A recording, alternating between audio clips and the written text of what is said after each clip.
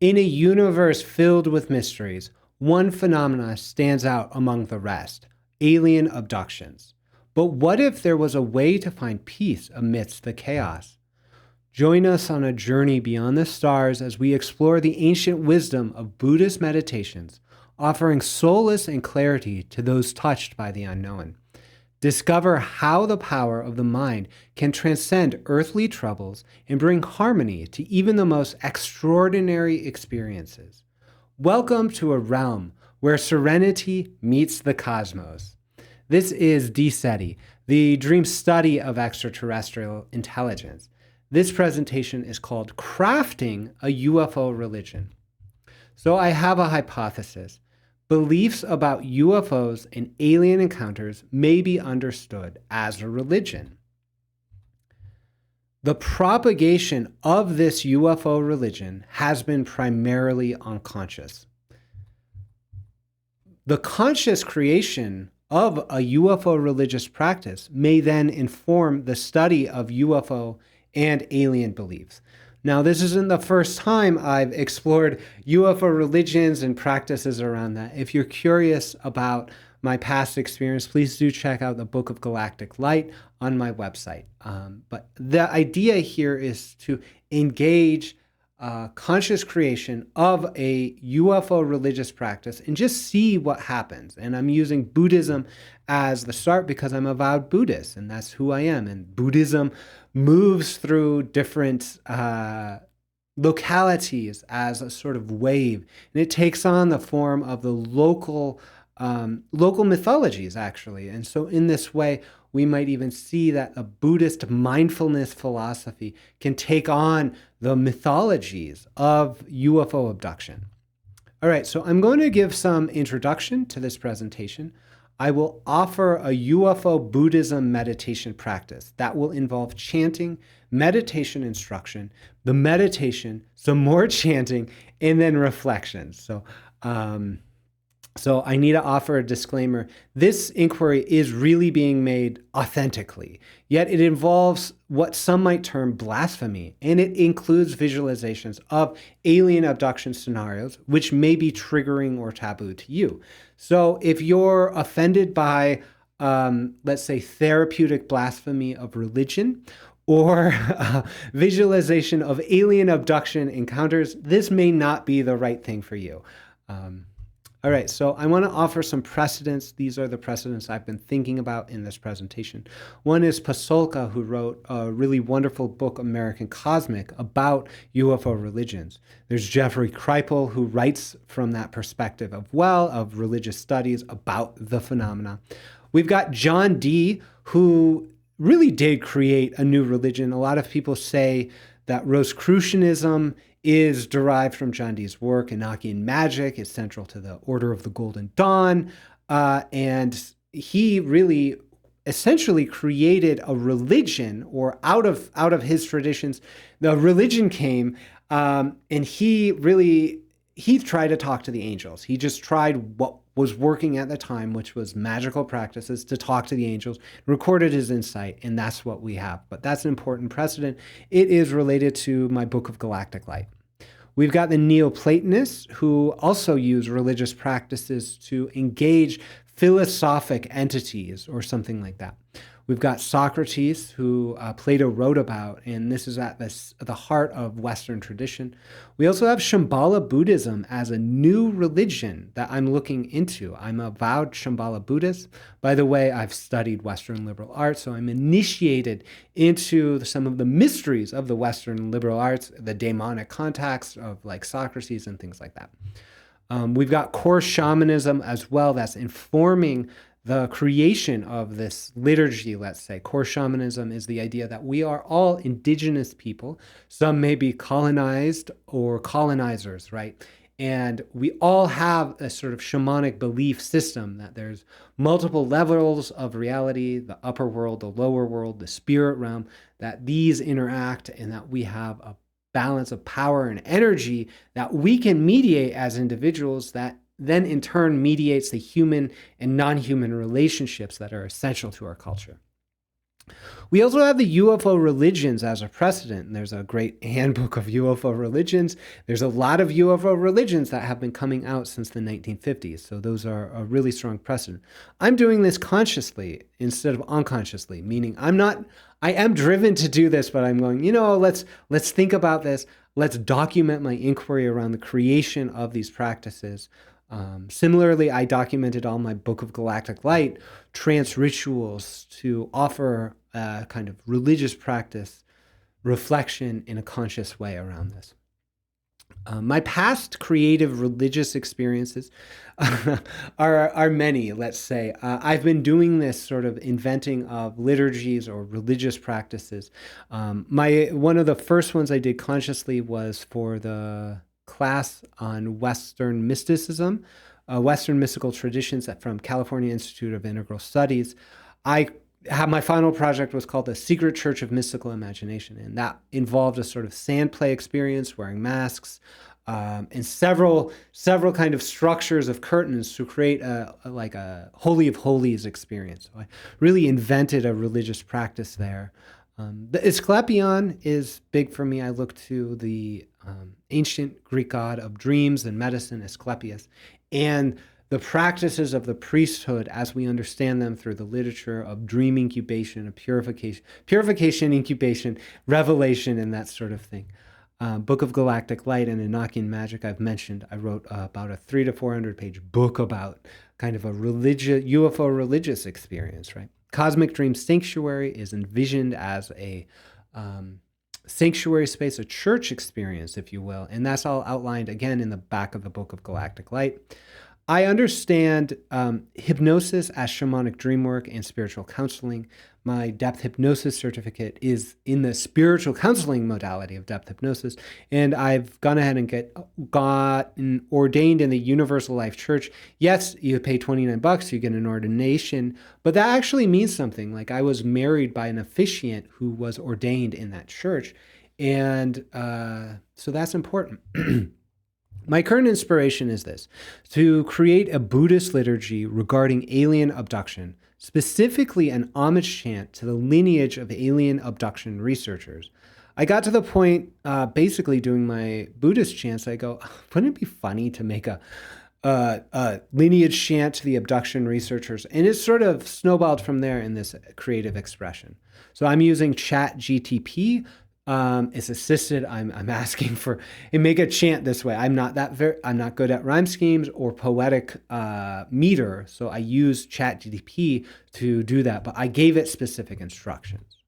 I need this to be authentic, meaning I would practice these chants in my life before. I'm not just reading whatever ChatGPT gave me. I worked with them, so I would actually practice this. They are based upon the Shambhala Buddhist chants. So the authority I'm using is kind of a dream authority. It has been said that Chogyam Trungpa Rinpoche advises students that if he appears to you in dreams, then those dreams should be regarded as true. Trungpa Rinpoche has appeared to me as dreams, and therefore I use that as a claim to say, hey, what I'm doing is in the lineage of Shambhala Buddhism.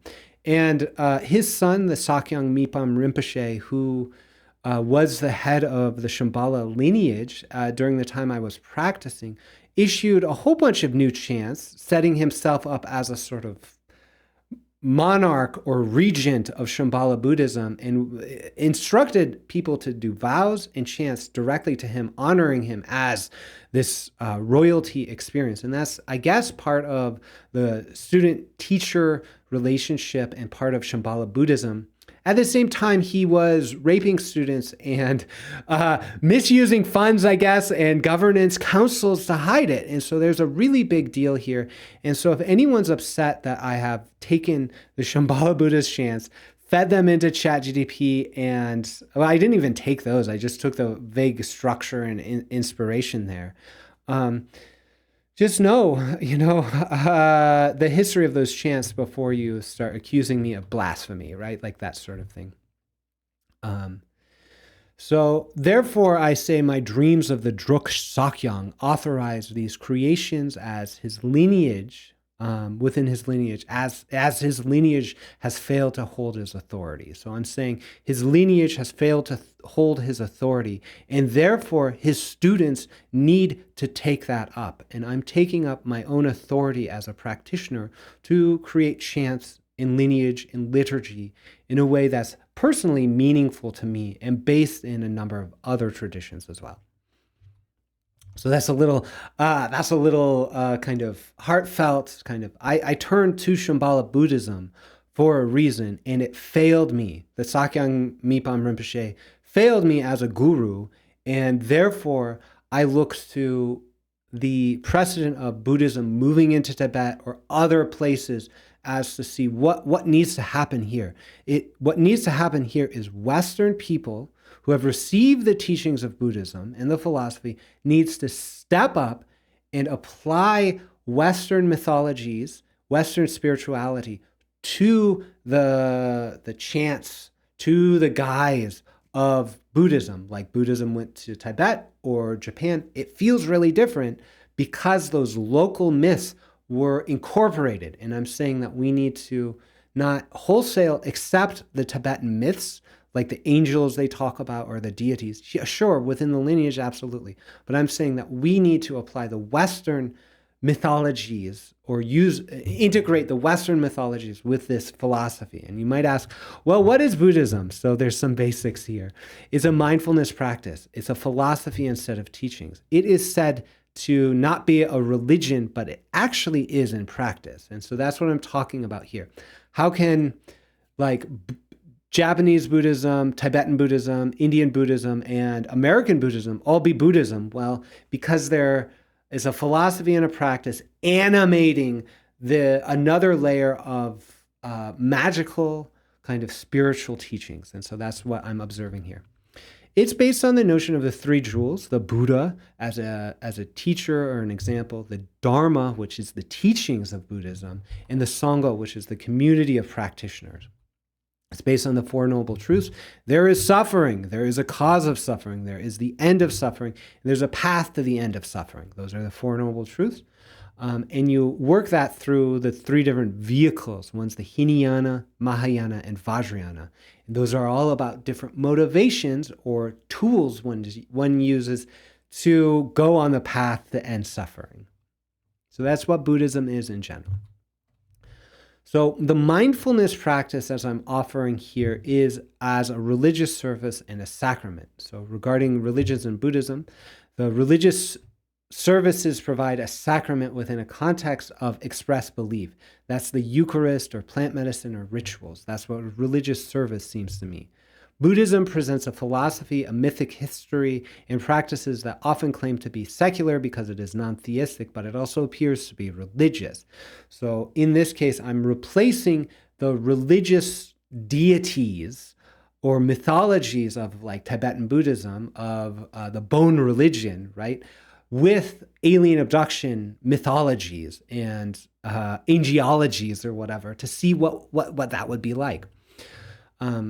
UFO Buddhism is sort of what I'm calling it. It presents a mindfulness practice as a sacrament. The chanting and meditation is the ritual. The chants and this introduction do present a system of beliefs around this. So we'll now get into the mindful meditation practice. And to do that, let's get into the meditation room. So this is what I invited AI to imagine as a sort of meditation temple to aliens in the guise of Buddhists. So I kind of like this feeling of light, of sacred space, of meditation practice. So we're going to now approach the chant book liturgy. And so as I was instructed in one of the first meditation sessions of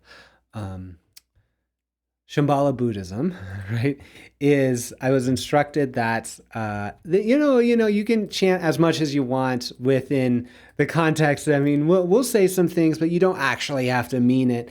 They sort of were like, oh, this is just something you can do or not. But actually, it was essential to Shambhala Buddhism was those chants. And they just sort of like, you could do it or not for the meditation. So I'll be honest with you here, right? Like the mindfulness practice is great, but if it's offered in the context of something that looks like a religion, it's actually a religion.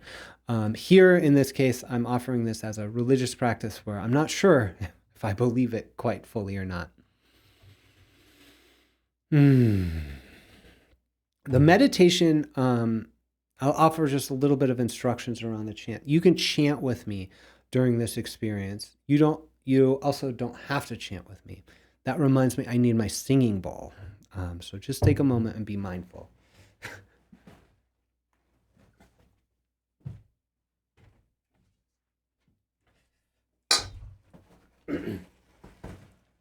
Wonderful.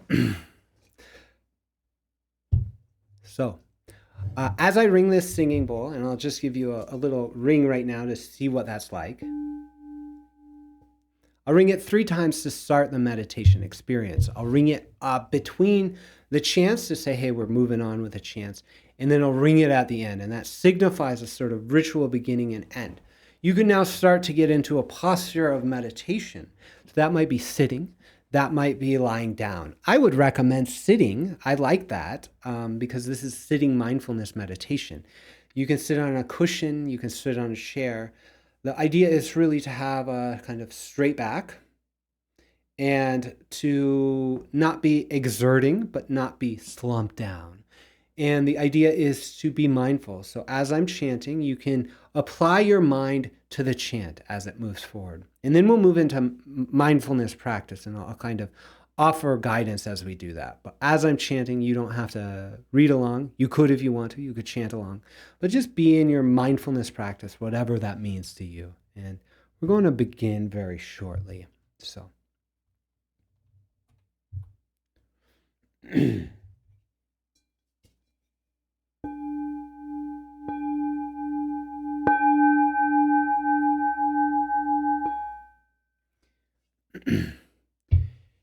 In alien realms where time does sway, Buddha nature gleams in every ray.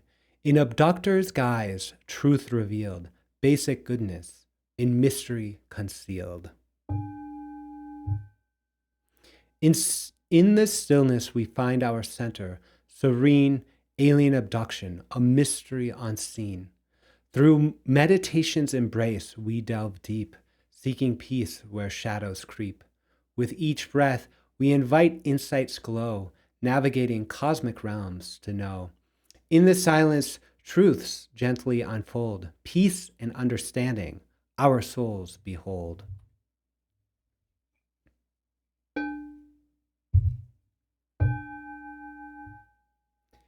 In the realm where stars and shadows meet, I affirm a statement of faith, acknowledging the enigmatic phenomenon of alien abduction. It is both real and dreamlike, blurring the boundaries between the tangible and the ethereal.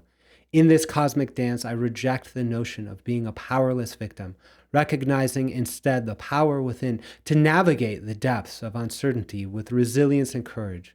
Just as one confronts recurrent nightmares with resolve, so too can one find peace and insight regarding alien abduction. Through mindfulness and introspection, we harness the light of awareness to dispel the shadow of fear and confusion. In the tapestry of existence, every encounter, whether mundane or extraordinary, offers an opportunity for growth and understanding. In the unity consciousness that permeates all experience, we find solace in the interconnectedness of all beings and phenomena. The high strangeness of UFO and ET encounters serves as a poignant reminder that this life is but a dream, a transient, ephemeral journey through the cosmic unknown. Embracing this realization, we awaken to the boundless possibilities that lie beyond the veil of perception, embracing the mystery with open hearts and minds. In homage to the seekers of cosmic lore, we offer supplications forevermore to Parmenides with wisdom pure and bright. Guide us through the mysteries of cosmic flight. Pythagoras, mathematician of old, illuminate our path, make our journey bold. Euclid with geometric grace, lead us through the cosmic maze. Plato, philosopher of timeless truth, guide us in the realm of cosmic youth. Iamblichus with mystic insight, illuminate the darkness of cosmic night.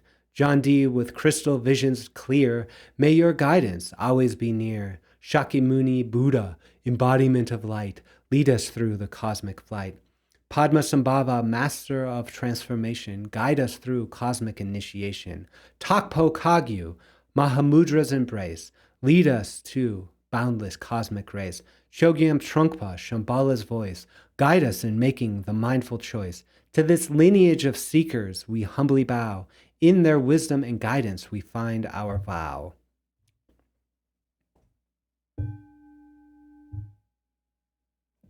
In the boundless cosmos, vast and wide, where stars doth dance and mysteries hide, we honor those who dared to see the truth behind what eyes decreed. From ancient times to present day, their wisdom shines a guiding ray. In lineage pure they stand as one, in search of truths beneath the sun. Socrates with wisdom's gaze, philosopher of ancient days, he questioned all with fervent fire, seeking truths and heart desire. John D. with mystic sight, unveiled realms in darkest night, alchemy and magic's lore, his path a quest forevermore. Benjamin Simon with healer's hand, with compassion he did stand, to listen to tales untold, and hearts and minds his love unfold. Bud Hopkins with courage bold, in alien realms his tales unfold. Through hypnosis's gentle art, he brought the hidden to the heart. David Jacobs, scholar keen, intrigued by what lies unseen, with meticulous eye he sought to find the truths that dwell within the mind. John Mack with empathy, he journeyed into mystery to understand the abductees' plight and bring their stories into light. Dolores Cannon with wisdom deep, through regression she did peep into the souls of those who roam in realms beyond this earthly home. Elizabeth Loftus with skeptic's view, she questioned what we think we knew. In memory's labyrinth she did dwell to separate truths from fiction's spell. Susan Clancy, in scholar's quest, with mind aglow she did invest to understand the human mind and what in truth we come to find. Robert Bigelow, with visionary grace, explored the realms of time and space. With open mind and ventures bold, he sought the truths that lie untold. In homage to this lineage grand, we chant their names a sacred band, their legacy forever bright, in cosmic dance, eternal flight.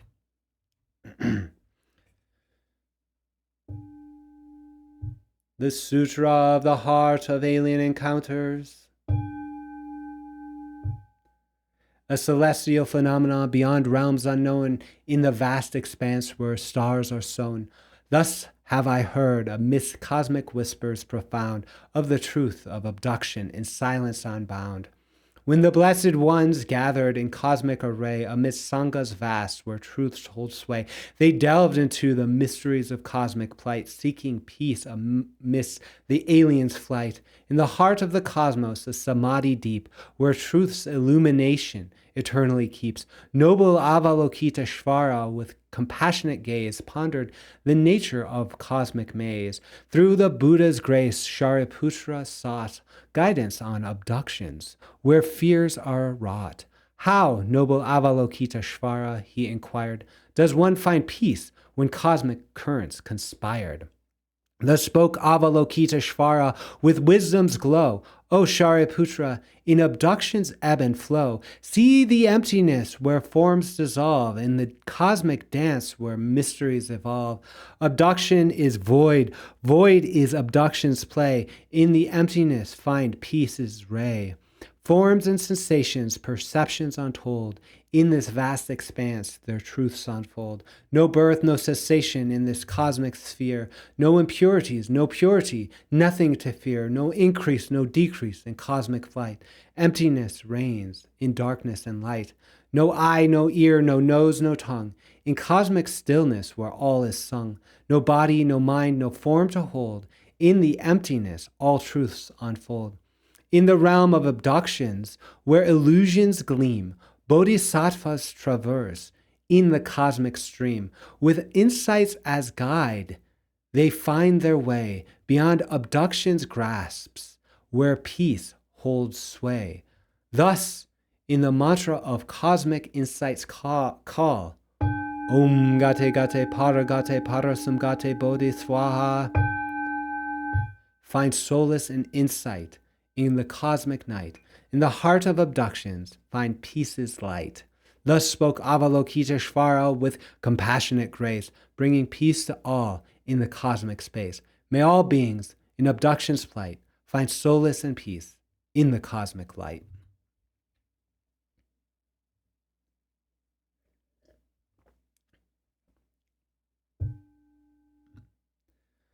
Grant your blessings so that peace may embrace my mind amidst alien abductions. Grant your blessings so that insight may illuminate the paths through the cosmic mysteries. Grant your blessings so that clarity may dissolve the veils of confusion in alien encounters. Grant your blessings, let confusion bloom as wisdom's grace, revealing cosmic truths in the vast celestial space.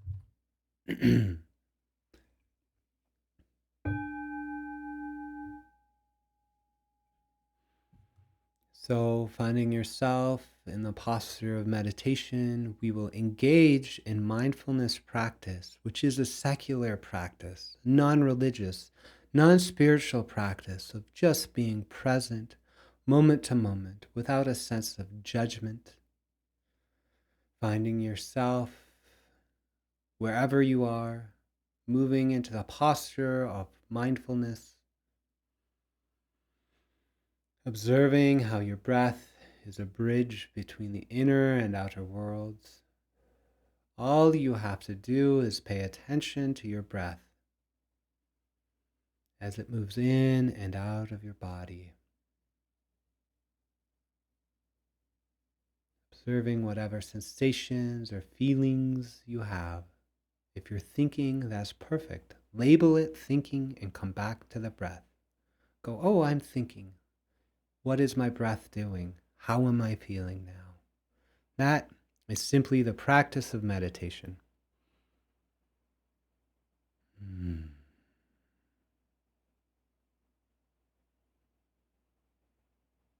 We'll be here for just a few moments.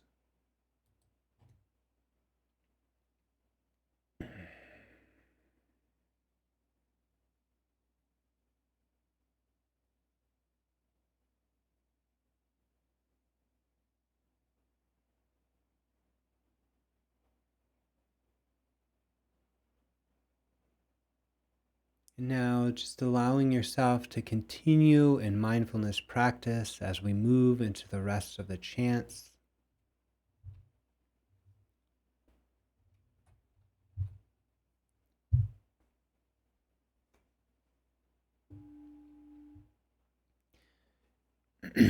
In the cosmic symphony, we call forth the light, guidance, and protection in the vastness of night.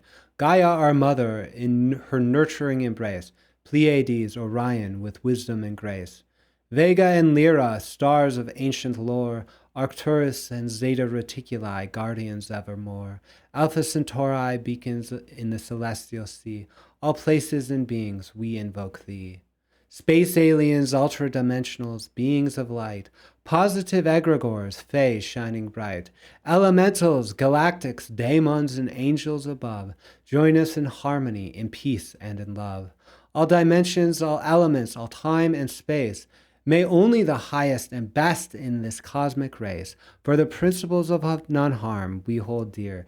In unity and consciousness, let our intentions clear.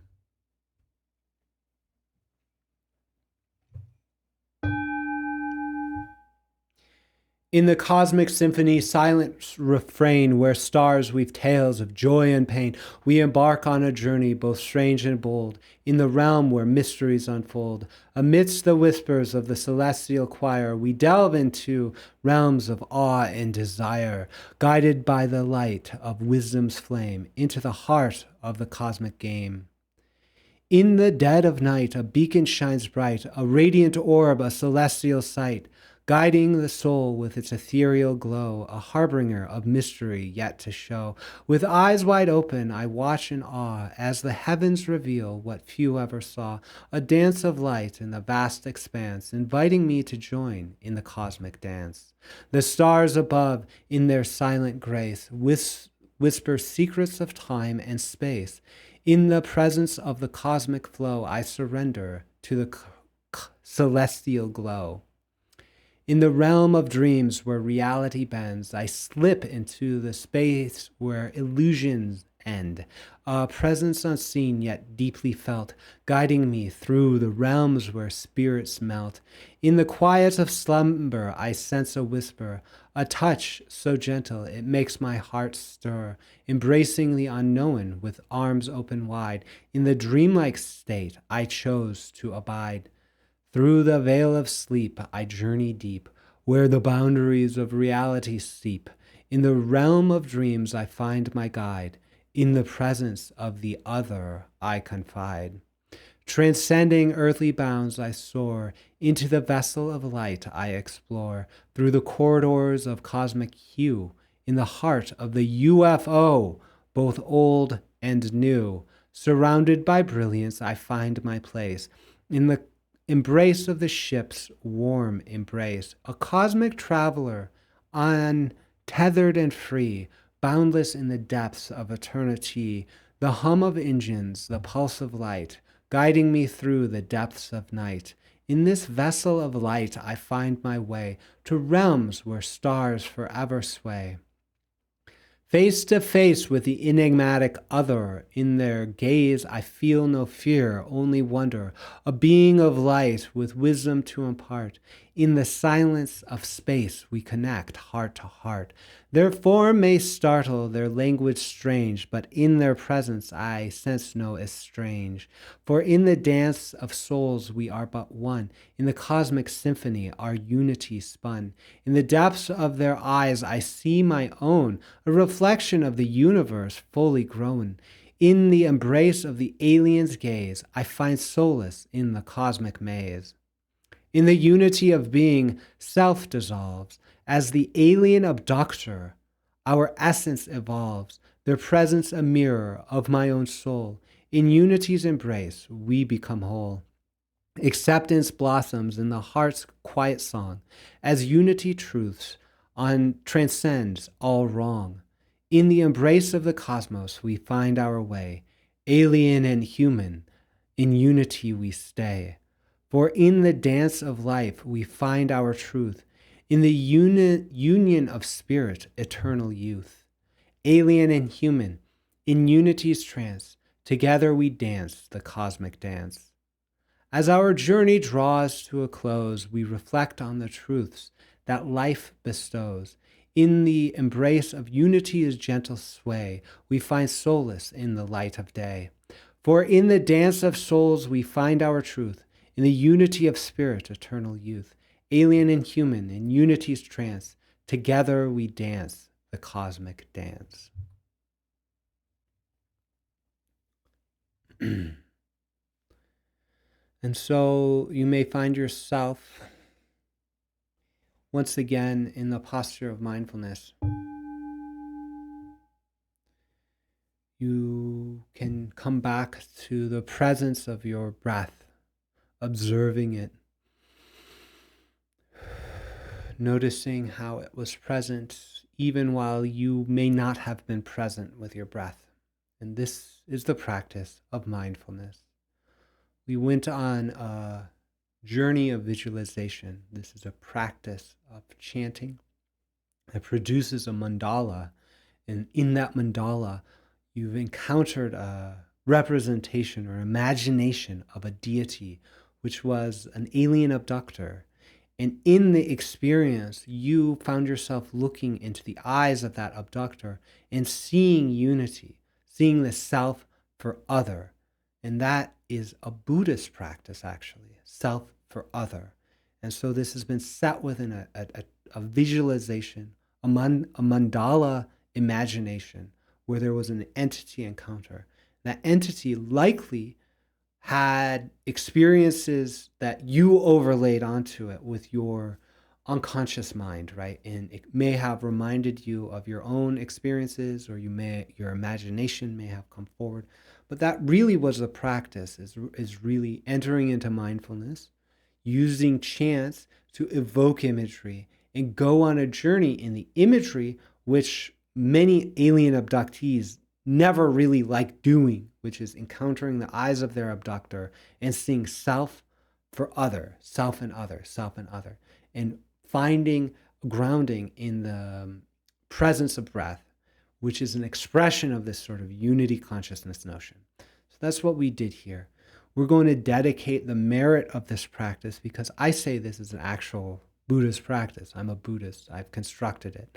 I'm using a mythology that is indigenous to contemporary people, based upon traditions that have been really expressed through both Western culture in terms of my connection with Asclepius and John Dee and Western liberal arts, and also my vows within Shambhala Buddhist. So that's what I'm saying we're doing here. Even though it looks a little bit like blasphemy, Trungpa Rinpoche really enjoyed his crazy wisdom. So we're just following his example there. So I really thank you for being on this journey so far. We're going to dedicate the merit, meaning any positive karma that we've generated in this practice together, this religious or secular practice, whatever you want to call it, any positive merit or karma we've generated, we're offering it to the enlightenment of other beings. So we're going to do that next. May the merits of our practice in the face of alien encounters be dedicated to all sentient beings in the cosmos. May those who have experienced the mystery of alien abductions find solace and liberation through our collective efforts. May the light of wisdom illuminate the path for those lost in the depths of cosmic uncertainty. May our dedication of merit bring peace and healing to all beings touched by the enigmatic phenomena of alien encounters. May the boundless compassion of the universe guide us toward understanding, harmony, and liberation.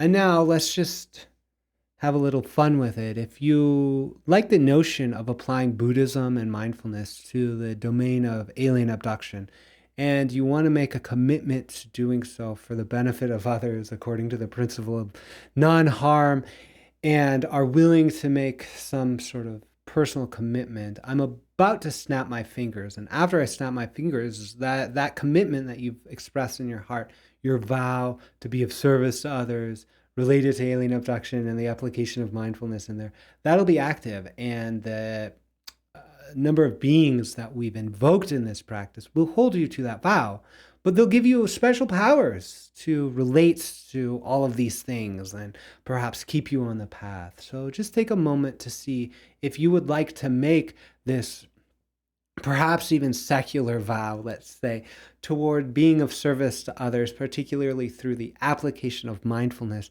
to notions of alien abduction. Are you ready for it? If you are, just hold in your heart and say yes, yes, yes. And now you are a UFO Buddhist. Welcome to the lineage. It is a rather strange lineage, and we appreciate you. If you would like to make a donation to the Church of UFO Buddhism, you may do so at D-SETI.org. And if you'd like to take a higher level practice, because this is only our public offering, you can join a series of graduated paths. We'll start with level 1 and we'll go to level 5 or something like that. And again, this is very secular, and it will only cost a few $100s each weekend practice, right? And we'll elevate, and then you'll be then educated enough to receive the higher level teachings that I, as the sole lineage holder of UFO Buddhism, as initiated by all of the great angels of the Enochians and the Galethogs and the Zeta Reticulans, I'm empowered to do that. I know other people aren't, and sometimes people claim they are, but actually I'm the sole true embodiment of that lineage. And therefore, if you really want to progress with UFO Buddhism, you really have to take the lower level courses first.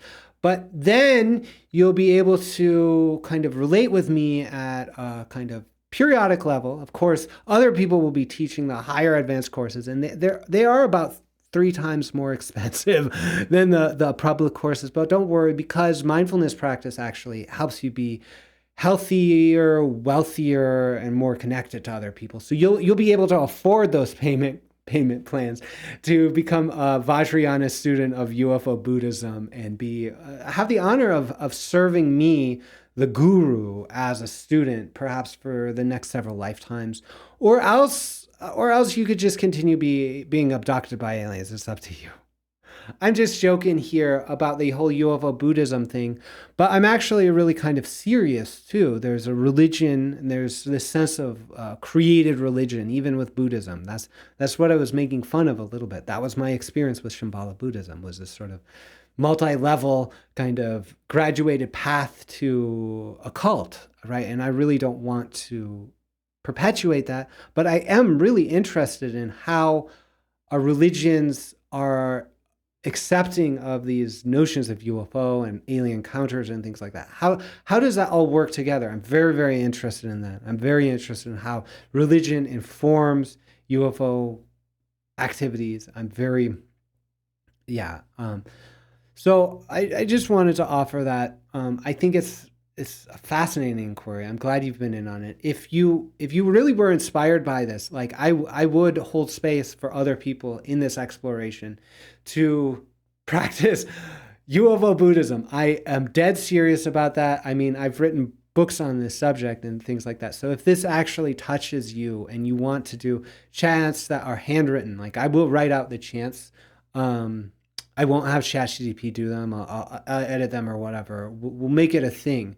But just reach out to me and say, this really, you can do it in comments, or you can send me an email at daniel@D-SETI.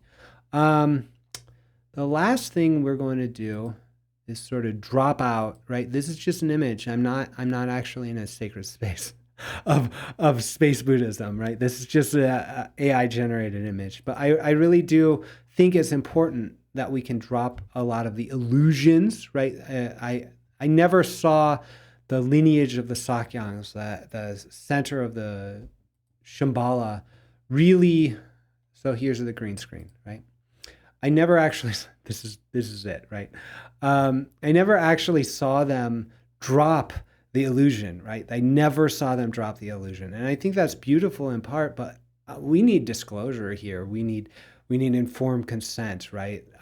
So that's what I'm trying to do here by removing these images and clicking them back and forth and that sort of thing to go. I use the form of a religion, right? To anyone lingering here, is he real or not? Is this really something? I use the form of a religion to see what effect that would have on me, and I'm inviting you to explore that with yourself.